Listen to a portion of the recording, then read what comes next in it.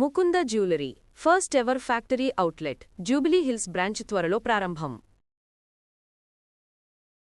నమస్కారం, సుమన్ టీవీకి స్వాగతం.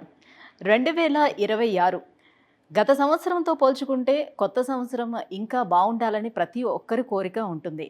ఈ నవగ్రహాల సంచారం ఈ 2026లో ఎలా ఉంటుంది, ద్వాదశ రాశుల వారికి ఆ నవగ్రహాలు ఎటువంటి ఫలితాలను అందిస్తుంది, ఈ విషయాలన్నీ కూడా తెలియజేసేందుకు మనతో పాటు ఉన్నారు ప్రముఖ జ్యోతిష శాస్త్ర నిపుణులు కృష్ణ సుధీర్ గారు. మనతో పాటు ఉన్నారు. గురువు గారిని అడిగి ఈ 2026 ద్వాదశ రాశుల వారికి ఎలా ఉండబోతుందో తెలుసుకుందాం.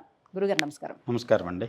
గురుగారు, ద్వాదశ రాశుల గురించి తెలుసుకునే ముందు ఈ 2026 నవగ్రహాల సంచారం ఏ రకంగా ఉంది, ఎలాంటి ఫలితాలను ఇస్తుంది, 2025తో పోల్చుకుంటే 26 ఇంకా బెటర్గా ఉండబోతుందా? ముందుగా మీకు వీక్షకులందరికీ కూడా నూతన సంవత్సర శుభాకాంక్షలు. ధన్యవాదాలు. ఎందుకంటే అందరం కూడా కొత్త సంవత్సరం బాగుండాలని కోరుకోవటం సహజం.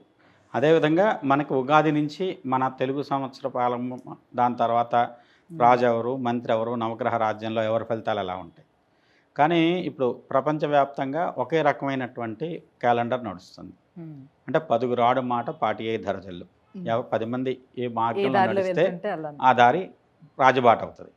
దాని ప్రకారం ఏంటంటే 2026 సంవత్సరం 2025 సంవత్సరంతో పోలిస్తే 2026 సంవత్సరం కొన్ని కొత్త మార్పులకు నాంది అవుతుంది. ముఖ్యంగా రాజకీయ రంగంలో, ప్రపంచవ్యాప్తంగా రాజకీయ రంగంలో వచ్చే మార్పులు చాలా ప్రభావితం చూపెడతాయి. ముందుగా వచ్చేసేసి అసలు ఏ గ్రహాలు ఎక్కడెక్కడ ఉన్నాయి, ఎందుకు రాజకీయ రంగంలో మార్పులు వస్తాయి. ప్రపంచవ్యాప్తంగా ముందుగా ఆర్థికపరమైన సమస్యలు, ఆర్థిక మాంద్యం కానివ్వండి, ఆర్థికపరమైన అసమానతలు కానివ్వండి, ఆర్థికపరమైనటువంటి అల్లకల్లోలాలు కానివ్వండి, ప్రపంచవ్యాప్తంగా ఎదుర్కొనేటువంటి అవకాశం గురుడు కలిగిస్తున్నాడని చెప్పచ్చు. శని అంత్యరాశి అయినటువంటి మీనంలో ఉన్నాడు. మీనంలో ఉన్నటువంటి శని ప్రపంచంలో కొన్ని ప్రత్యేకమైనటువంటి పరిస్థితుల్లో కొన్ని దేశాలు కానివ్వండి, కొన్ని ప్రాంతాలు కానివ్వండి కనుమరుగైపోవచ్చు. అంటే సముద్రాల వల్ల కొన్ని ప్రాంతాలు మునిగిపోవచ్చు, లేదంటే వచ్చేసి కొన్ని ప్రాంతాల మీద వచ్చేసేసి యుద్ధాల వల్ల ఆ ప్రాంతంలో విపరీతమైన జననష్టం జరిగిపోయి ఆ దేశం వేరే దేశంలో కలిసిపోవటము, లేదంటే వచ్చి ఆ దేశంలో జనాభా లేని పరిస్థితుల్లో దేశాన్ని మొత్తాన్ని తుడిచిపెట్టేసే విధమైనటువంటి పరిస్థితుల వల్ల దేశం పూర్తిగా ప్రపంచ పటంలో కనుమరుగయ్యేటువంటి పరిస్థితులు కూడా 2026 సంవత్సరం ఇచ్చేటువంటి ఫలితం కింద చెప్పచ్చు. రాహు కుంభరాశిలో డిసెంబర్ 5 వరకు, కేతు అలానే వచ్చేసేసి మీకు సింహరాశిలో సంచారం చేస్తున్నాడు. ఇది జరుగుతున్నది. అలానే 2026 సంవత్సరం అర్ధరాత్రి జనవరి 1వ తేదీ 12 గంటల 1 నిమిషాన్ని ప్రామాణిక లగ్నం కింద తీసుకొని దాని ప్రకారం ఉన్న గ్రహస్థితిని మనం కనుక చూసుకుంటే 4 గ్రహాలు ఒక చోట కలిసి ఉన్నాయి. చాతుర్గ్రహ కూటమి, అది మంచి యోగం. ఎందుకంటే కుజుడు, రవి, శుక్రుడు, బుధుడు.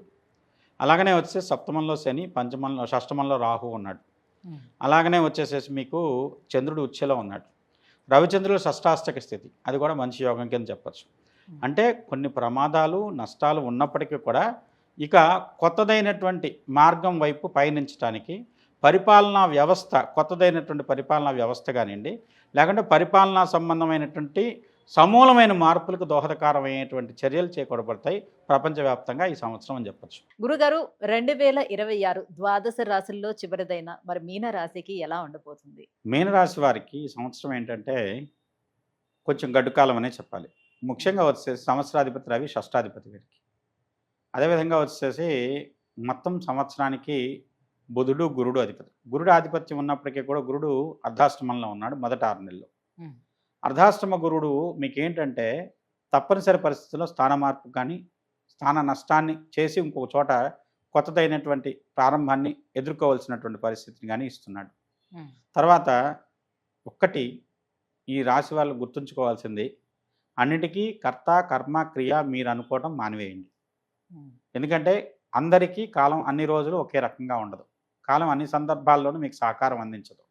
కొంత సందర్భాల్లో మనం కూడా కొంచెం తగ్గాల్సినటువంటి పరిస్థితులు ఉంటాయి. కాబట్టి దాన్ని దృష్టిలో పెట్టుకొని ఈ సమయంలో మీకు శని, గురుడు, అదేవిధంగా వచ్చేసి కుజుడి యొక్క సంచారం గమనించుకున్నట్లయితే మొదటి అర్ధభాగంలో కొంత మెరుగైనటువంటి ఫలితాలు, అది కూడా మే తదుపరి నుంచి కూడా మీకు వ్యయంలో రాశిలో ద్వితీయ స్థానంలో స్వక్షేత్రం కాబట్టి మంచి అనుకూలమైన ఫలితాలు ఇవ్వచ్చు కానివ్వండి. కానీ మీకు మొదటి అర్ధభాగంలో చాలా ఇబ్బందికరమైనటువంటి ఫలితాలు కుజుడు, గురుడు ఇద్దరూ కలిసిస్తున్నారు. ఇదేంటంటే కుజుడు మీకు వ్యయస్థానంలో ఉన్నప్పుడు అనుకోనిటువంటి ఖర్చులు, అది కూడా మే జూన్ వరకు మీరెంత ప్రయత్నం చేసినా, ఖర్చును ఆపాలని ప్రయత్నం చేసినా అది మీ వల్ల కాదు. మీకు కానీ, ఇంట్లో కుటుంబ సభ్యులకు కానీ అనారోగ్యాల వల్ల కానివ్వండి, లేదంటే వైద్య సేవల వల్ల కానీ ఖర్చులు అధికంగా ఉండేటువంటి అవకాశం ఉంది. తర్వాత మీ సొంత వాళ్ళని మీరు మాటల చేత కానివ్వండి, లేదంటే మీరు ఒక రకమైనటువంటి నేను అనేటువంటి భావం కొంత అతిశయించిన దానివల్ల కానివ్వండి, కొన్ని ఇబ్బందులు ఎదుర్కొంటున్నారు. అలాంటి పరిస్థితి ఈ సంవత్సరం కొంచెం ఎక్కువగా కనపడే అవకాశం ఉంది. అంటే ఇక్కడ వాక్స్థానాధిపతి వ్యయస్థానంలో సంచరించేటప్పుడు, అలానే శని మీకు మీ రాశిలో సంచారం, వ్యయస్థానాధిపతి మీ రాశిలో సంచారం చేస్తున్నాడు.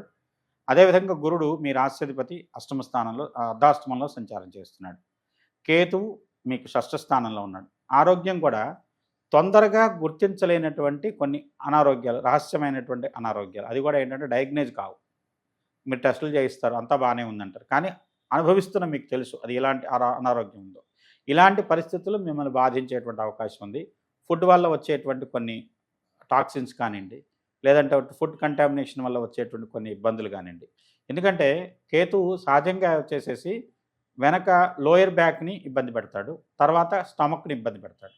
అందువల్ల ఈ 2 అవయవాలకు సంబంధించినటువంటి అనారోగ్యాలు మిమ్మల్ని బాధించే అవకాశం ఉంది. అలానే కలుషితమైనటువంటి వాతావరణాలు కానీ, కలుషితమైనటువంటి ఈ పొగ లాంటి వాటి వల్ల, లేకుంటే వచ్చేసి ఎయిర్ సంబంధించినటువంటి వ్యాపించేటువంటి వ్యాధులు కానీ, ఇవి మిమ్మల్ని ఇబ్బంది పెట్టే, గాలి వల్ల వ్యాపించే వ్యాధులు కానీ ఇబ్బంది పెట్టేటువంటి అవకాశం ఉంది. ఎందుకంటే వాయుతత్వ గ్రహం, అదేవిధంగా కుజుడు అగ్నితత్వ గ్రహం, ఈ 2 సంయోగం మీకు మీ రాశిలో జరిగేటువంటి అవకాశం ఉంది ఏప్రిల్ మే నెలల ప్రాంతంలో.